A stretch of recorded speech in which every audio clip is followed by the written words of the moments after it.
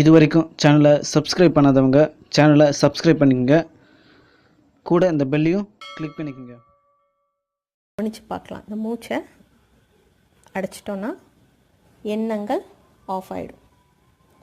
அப்போது இதுக்கும் நிறைய சம்பந்தம் இருக்குது, நேரடி தொடர்பு இருக்குது. அப்போ இந்த மூச்சு மேலே கவனத்தை செலுத்துறது எப்படின்னு நிறைய பேர் கேட்குறீங்க. நம்மளுடைய மனம் எதையாவது ஒன்றை சிந்தித்து சிந்தித்து வேலை செய்து பழகிடுச்சு. எந்த ஒரு விஷயமும் ஒரு 48 நாள் தொடர்ந்து பண்ணோன்னா அது எப்படி நம்மளுடைய வாழ்நாள் பழக்கமாயிடுமோ, அதை எப்படி நமக்குள்ளே இருந்து எடுக்கவே முடியாதோ, நமக்குள்ளே அது ஒரு பாகமாகிடுமோ, அதுபோல் இந்த மனமும் வேலை செய்து ப்ளா ப்ளா ப்ளா நம்ம கூட உள்ளே உட்காந்து பேசிக்கிட்டே இருந்து அதுக்கு அது ஒரு பழக்கமாகிடுச்சு. நமக்கு என்ன பழக்கம் ஆயிடுச்சு? அந்த ப்ளா ப்ளா ப்ளா ஓடுற அந்த தாட்ஸ் தான் நான்னு நம்ம நினச்சிக்கிறோம். சரி, இப்போ அந்த எண்ணங்கள் நான் இல்லைன்னா அப்போ நான் யார் அப்படின்னு எல்லாருக்கும் ஒரு கேள்வி வரும். இப்போ ஒன்று பண்ணுங்கள், உங்களுடைய மொபைல் ஃபோனில் வாய்ஸ் மெசேஜ் உங்களுக்கே நீங்கள் அமுச்சுக்கோங்க.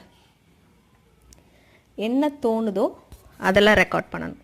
யோசித்து ரெக்கார்ட் பண்ணக்கூடாது.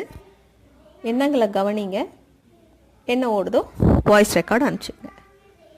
இப்படி ஒரு 10-15 வாய்ஸ் ரெக்கார்ட் என்ன தோணுதோ அதை ரெக்கார்ட் பண்ணி வச்சுக்கோங்க. அந்த ஃபோனை எடுத்து வச்சுட்டு ஒரு மணி நேரம் 2 மணி நேரம் கழித்து வந்து ஹெட்ஃபோன் போட்டு அந்த ஆடியோவை ஃபுல்லாக கேளுங்க. ஒரு எண்ணத்துக்கும் இன்னொரு எண்ணத்துக்கும் சம்மந்தம் இருக்காது. ஒன்று கடந்த காலத்தை பற்றி சொல்லியிருக்கோம், இல்லைன்னா எதிர்காலத்தை பற்றி பயந்துருக்கும், திட்டம் போட்டிருக்கோம். இந்த 2 தவிர இந்த மனதுக்கு வேறு ஒன்றும் தெரியாது. இதை நம்ம நானும் நினச்சிட்ருக்கோம். இப்போது இந்த ஒரு டெஸ்ட் மூலமாக நம்ம இதை புரிஞ்சுக்கலாம். அப்போது மனதுக்கிட்ட போய் பேசாத அப்படின்னா அது கேட்காது. சண்டை போட்டோன்னா அதுவும் சண்டை போடும். அதை கண்ட்ரோல் பண்ணணும்னு நினச்சோன்னா அதுவும் நம்மளை கண்ட்ரோல் பண்ண. அப்போது என்ன பண்ணலாம்?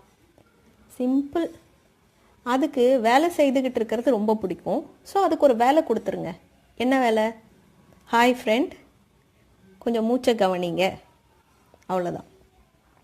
எண்ணங்கள் ஓடும்போது அது பின்னாடி நம்ம பரபரப்பாக போகும்போது, ஹலோ ஃப்ரெண்ட், கொஞ்சம் மூச்சை கவனிக்கிறீங்களா?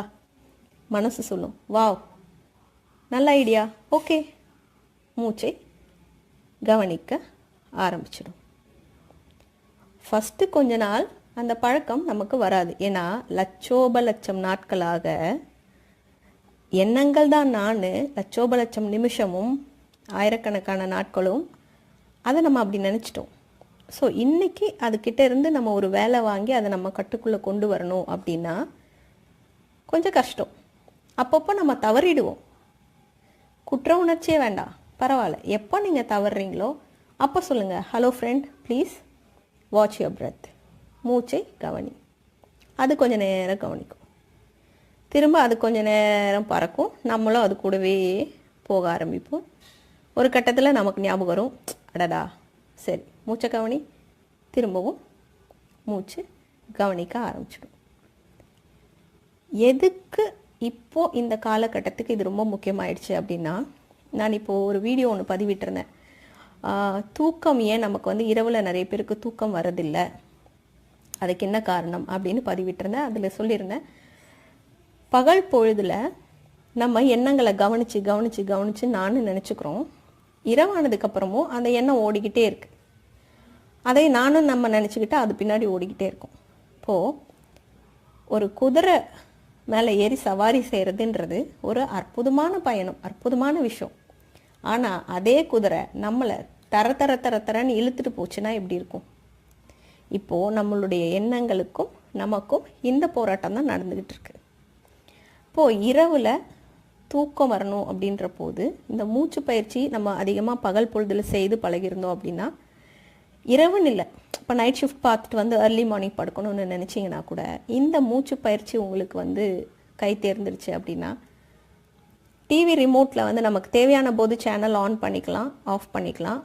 அந்த பவர் நமக்கு கிடச்சிடும். தூங்கும்போது நம்மளுடைய எண்ணங்களை தேவைன்னா ஆஃப் பண்ணிக்கலாம், தேவையில்லைன்னா ஆன் பண்ணிக்கலாம். இந்த பவர் நமக்கு கிடைக்கும்.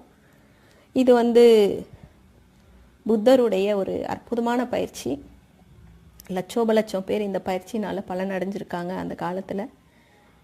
இப்போது நம்மளுடைய கல்வி நிலையங்கள்லையும் வாழ்க்கை சூழ்நிலையிலையும் இந்த விஷயங்கள் எல்லாமே புத்தகங்களில் பொக்கிஷமாக இருக்குது. ஆனால் அதை எல்லாத்தையும் எடுத்து படிக்கிறதுக்கு நமக்கு பொறுமை இல்லை, நேரம் இல்லை, ஆர்வம் இல்லைன்னு கூட கொஞ்சம் சொல்லிக்கலாம். ரொம்ப நன்றி. என்னுடைய வீடியோக்களை பகிர்ந்து பலருடைய வாழ்க்கையில் மாற்றத்தை செய்து கொண்டிருக்கும் எல்லோருக்கும் மனமார்ந்த நன்றி.